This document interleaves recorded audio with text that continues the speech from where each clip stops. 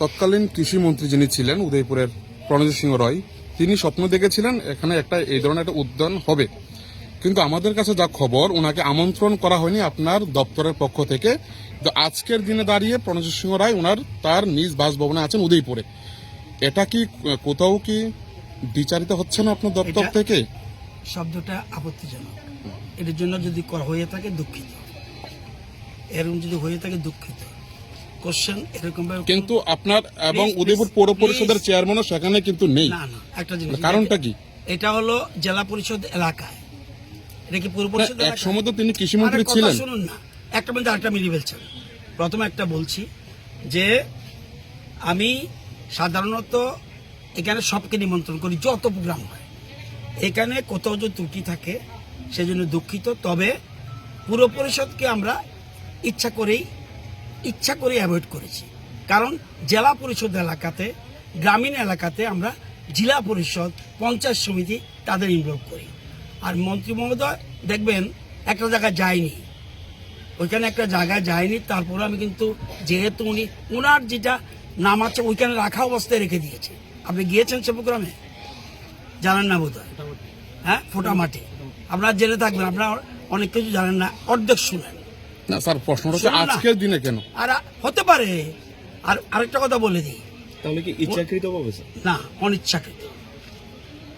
এটা তো তার দীর্ঘদিন ধরে তো ছিল। শুনুন, আপনি একটা বিতর্কে যাবেন না কোনো জিনিসে, ইতিবাচক প্রশ্ন করবেন।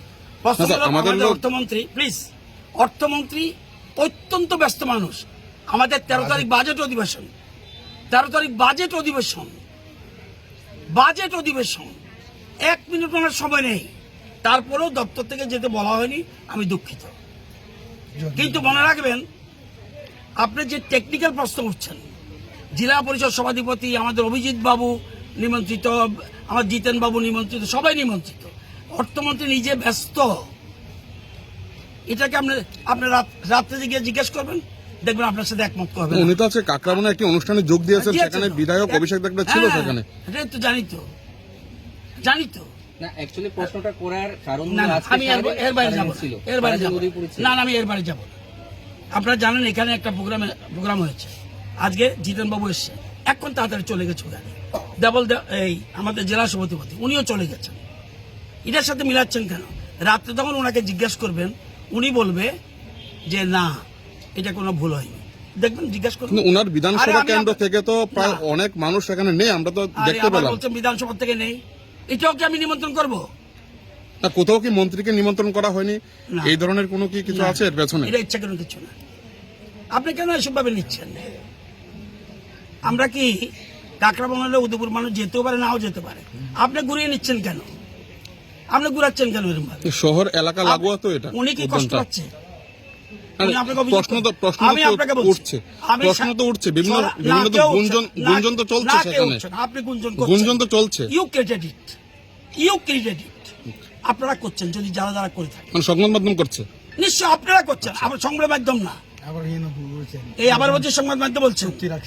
আপনার মনে হয় ভাই, সংবাদ মাধ্যমের আমার সাথে যত সম্পর্ক, আপনি সংবাদ মাধ্যম হয়েও সম্পর্ক নাই। দেখবেন, টেস্ট করবো, ডাকাবো সংবাদ মাধ্যম। এগুলি নেগেটিভ কথাবার্তা বলবেন না। যদি আপনার দপ্তর থেকে ত্রুটি ছিল, এটা আপনি স্বীকার করছেন? নিশ্চয়ই করছি। মন্ত্রী হিসেবে স্বীকার করছেন? ঠিক আছে। আপনি তো এটা ডাবল করছেন নাকি?